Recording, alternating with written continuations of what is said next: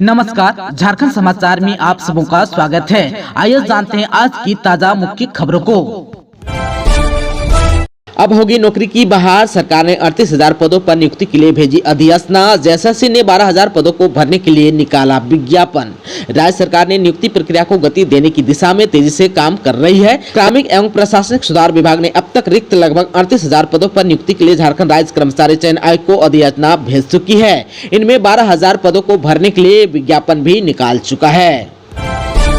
CM Hemant Soren ने कहा कि विधायिका, कार्यपालिका और न्यायपालिका तीनों सहयोगी बनकर काम करें। मुख्यमंत्री हेमंत सोरेन ने कहा कि विधायिका और कार्यपालिका के बीच बेहतर समन्वय जरूरी है। जब तक विधायिका और कार्यपालिका के बीच ठीक समन्वय नहीं बन पाता है, तब तक विधानसभा के अंदर कई सवाल खड़े होते हैं।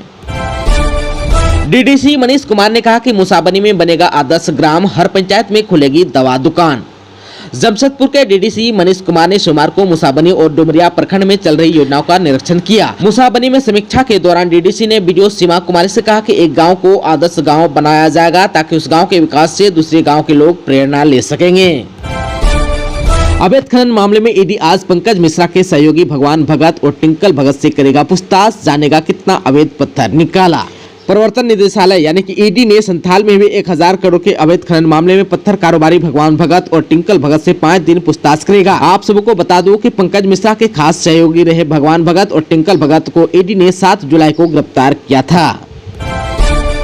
जल्द हो सकता है बड़ा खुलासा। सीसीएल बेरमो में अब नियुक्ति में भी घोटाले की है आशंका, होगी जांच। सेंट्रल कोल फील्ड्स लिमिटेड यानी कि सीसीएल में वर्ष 2012 से 2018 के बीच सेवानिवृत्त और मृत कर्मचारियों के कोल माइंस प्रोविडेंट फंड यानी कि सीएमपीएफ और ग्रेच्युटी राशि का ही घोटाला नहीं, बल्कि अनुकंपा नियुक्ति में भी गड़बड़ी की है आशंका।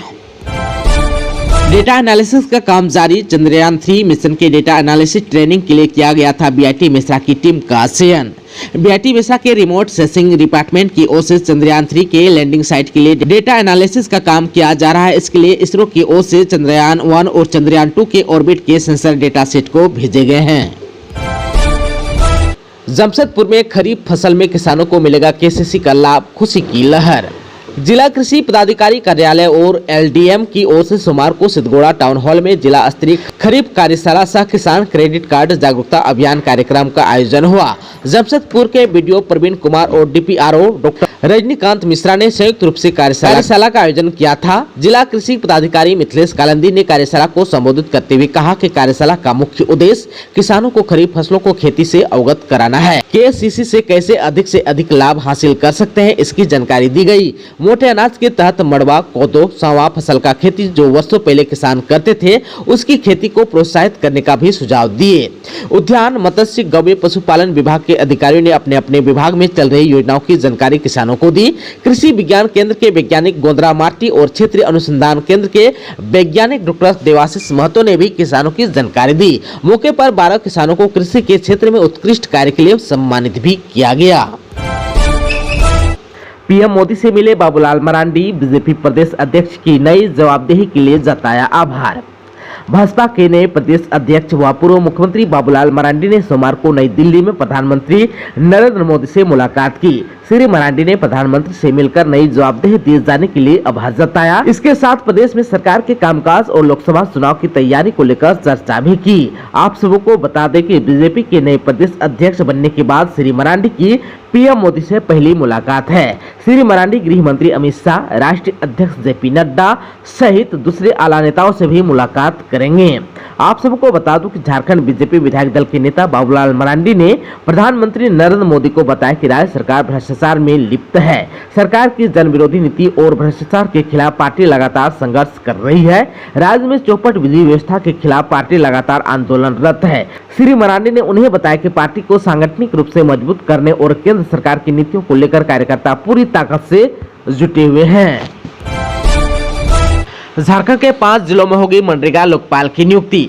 क्या है उनका कार्य और अधिकार, आइए विस्तार से जान लेते हैं। झारखंड के 5 जिलों में यानी कि गुमला, लोहरदगा, चतरा, जामताड़ा और सरायकेला खरसावां में लोकपालों की नियुक्ति होगी। इन जिलों में 1 साल बाद लोकपालों की नियुक्ति होने जा रही है। मनरेगा की योजनाओं की शिकायतों के निपटारा के लिए लोकपालों की नियुक्ति की जा रही है। मुख्यमंत्री हेमंत सोरेन ने भी सहमति दे दी है। ऐसे में आज हम यह जानेंगे कि लोकपाल के क्या कार्य है और किसी भी मामले में लोकपाल नियुक्त करने के पीछे क्या उद्देश्य रहता है। आप सबको बता दूं कि झारखंड सरकार ने पिछले साल 19 जिलों के लिए लोकपालों की नियुक्ति की गई थी। अब बाकी 5 जिलों में नियुक्ति की प्रक्रिया चल रही है। इसका फायदा ये हो रहा है कि लोकपालों के माध्यम से जिलों में मनरेगा की शिकायतों पर त्वरित सुनवाई हो रही है, वहीं फैसले भी दिए जा रहे हैं। इससे तमाम प्रकार की गड़बड़ियों के चांसेस कम हो जाते हैं। आप सबको बता दूं कि मनरेगा योजना के संचालन में लोकपाल की बहुत बड़ी भूमिका होती है। अगर संचालन में किसी भी प्रकार की गड़बड़ियां हो तो इसका सुनवाई तुरंत हो सकेगी। आप सबको बता दूं कि कोई भी व्यक्ति किसी भी प्रकार की गड़बड़ी की शिकायत लेकर आ सकता है।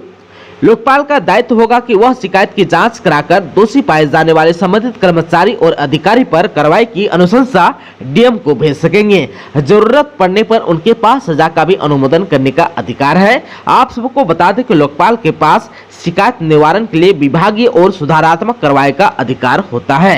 हालांकि शिकायत मिलने पर उन्हें 30 दिनों के अंदर ही फैसला सुनाना होता है। आज यानी कि मंगलवार को सारथी ऑन व्हील जागरूकता रथ रवाना करेंगे बन्ना गुप्ता। झारखंड के स्वास्थ्य मंत्री बन्ना गुप्ता मंगलवार को यानी कि आज सारथी ऑन व्हील जागरूकता रथ रवाना करेंगे। विश्व जनसंख्या दिवस के अवसर पर झारखंड सरकार के स्वास्थ्य, चिकित्सा, शिक्षा एवं परिवार कल्याण विभाग की ओर से आयोजित कार्यक्रम में स्वास्थ्य मंत्री बन्ना गुप्ता भी शामिल होंगे। इस दौरान विश्व जनसंख्या दिवस से राज्य स्तरीय कार्यक्रम का शुभारंभ करेंगे। साथ ही सारथी ऑन व्हील का फ्लैग ऑफ शहरी क्षेत्रों के लिए करेंगे। इस कार्यक्रम के दौरान स्वास्थ्य मंत्री बन्ना गुप्ता के साथ साथ रांची के विधायक सीपी सिंह, रांची के सांसद संजय सेठ भी मौजूद रहेंगे। इस कार्यक्रम का आयोजन रांची के चाणक्य बीएनआर होटल में सुबह करीब 11 बजे से किया जा रहा है। इस कार्यक्रम में शिरकत करने वाले अतिथियों में कई अन्य लोग भी मौजूद रहेंगे। साथ ही सुबह करीब 11 बजे ही स्वास्थ्य मंत्री बन्ना गुप्ता सारथी ऑन व्हील जागरूकता रथ रवाना करेंगे। रांची के जगन्नाथपुर में बन रहा है 8 तलाक का लाइट हाउस का एक हिस्सा गिरा। झारखंड की राजधानी रांची में 8 तलाक के भवन का एक हिस्सा भरभराकर गिर गया। ध्रुवा थाना क्षेत्र के जगन्नाथपुर में गरीबों के लिए आवासीय कॉलोनी का निर्माण हो रहा है। इसे लाइट हाउस नाम दिया गया है। इसी लाइट हाउस के एक भवन का हिस्सा टूटकर गिर गया।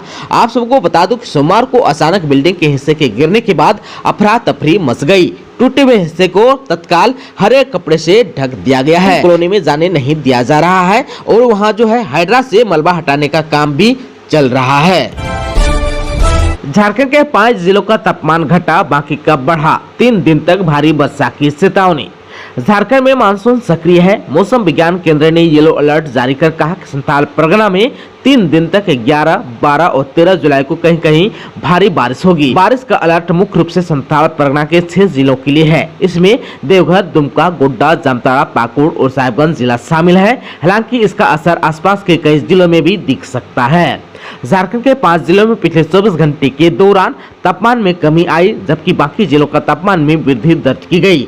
जिन 5 जिलों का तापमान घटा उनमें चतरा, गढ़वा, गुमला, लातेहार और साहिबगंज शामिल है। इन जिलों के तापमान में क्रमशः 1.4 डिग्री, 0.1 डिग्री, 0.3 डिग्री, 0.1 डिग्री और 0.6 डिग्री सेल्सियस की गिरावट दर्ज की गई।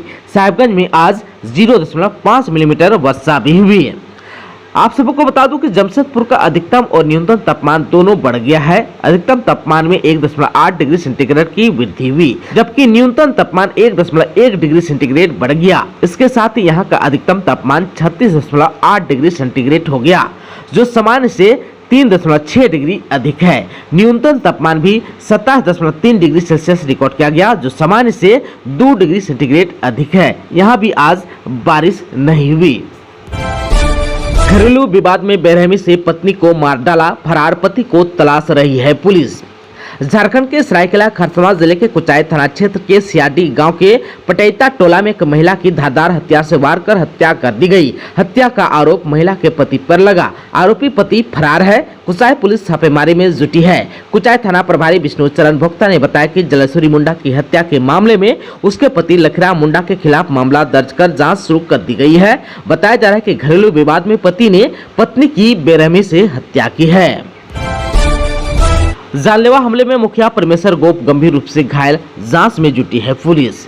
हजारीबाग जिले के कटकमदाग प्रखंड की पसई पंचायत के मुखिया परमेश्वर गोप पर रविवार की रात करीब 11 बजे जानलेवा हमला किया गया। इसमें मुखिया बुरी तरह से जख्मी हो गए। इनका इलाज SBMCH हजारीबाग में चल रहा है। कटकमदाग थाना प्रभारी धनंजय कुमार प्रजापति ने कहा कि मारपीट की घटना घटी है। पुलिस मामले की छानबीन कर रही है। दोषी लोगों के खिलाफ शीघ्र कार्रवाई की जाएगी। मुखिया परमेश्वर गोप ने बताया कि रात 11 बजे जब बाहर से वे अपने घर पहुंचे तो दरवाजे पर स्कॉर्पियो खड़ी थी और उसमें कुछ लोग बैठे थे। कुछ घर के आसपास घूम रहे थे। स्कॉर्पियो और घर के सामने घूमते हुए लोगों को देखने से अंदाजा हुआ कि किसी मामले को लेकर लोग मिलने आए हैं। तभी हमने निसंकोच होकर मुख्य सड़क से घर की ओर आगे बढ़ा। तभी लोगों ने पकड़ लिया और नाक और मुंह पर गुस्सा चलाकर जख्मी कर दिया। इस दौरान जमीन पर पटक कर लात गुस्से से जान मारने की नियत से जमकर पिटाई की। अन्य लोगों ने जबरदस्ती गर्दन में रस्सी फंसाकर स्कॉर्पियो में बैठने का प्रयास करने लगे, लेकिन हल्ला करने पर घर वाले बाहर निकले तो सभी व्यक्ति भागने लगे। मुखिया ने कहा कि 6 से 7 की संख्या में शामिल लोगों में गांव की एक महिला और उसके पति भी मौजूद थे, जिन्हें घटना के समय देखा गया। हालांकि मुखिया ने जिस महिला की पहचान की वह महिला कुछ दिन पूर्व मुखिया परमेश्वर गोप पर छेड़खानी का आरोप लगाते हुए कटकमदाग थाना में मामला दर्ज कराई है। इधर गंभीर रूप से घायल मुखिया को रात में ही इलाज के लिए SBMCH हजारीबाग लाया गया, जहाँ पर उनका इलाज चल रहा है। घटना की जानकारी मिलते ही कटकमदाग पुलिस मुखिया के घर पहुंचकर घटना की जानकारी ली। इस बाबत कटकमदाग थाना प्रभारी धनंजय कुमार प्रजापति ने कहा कि मारपीट की घटना घटी है। पुलिस मामले की छानबीन कर रही है। दोषी लोगों के खिलाफ शीघ्र कार्रवाई की जाएगी। पलामू पुलिस को मिली कामयाबी, 5 अपराधी गिरफ्तार, टैब और मोबाइल भी बरामद। पलामू में पुलिस ने 2 लूटकांड का खुलासा करते हुए अलग अलग मामले में 5 अपराधियों को गिरफ्तार किया। पुलिस अपराधियों से पूछताछ कर रही है। अपराधियों के पास से सामान भी बरामद किया गया है। SP चंदन सिन्हा ने प्रेस वार्ता कर मामले की जानकारी दी। दोस्तों, अभी तक आपने चैनल को सब्सक्राइब नहीं किया है तो प्लीज चैनल को सब्सक्राइब कर बेल आइकन को प्रेस कर दीजिएगा, ताकि खबरों का अपडेट आपको मिलता रहेगा। इसके साथ ही आज के खबरों में बस इतना ही। हमें दीजिए इजाजत। नमस्कार।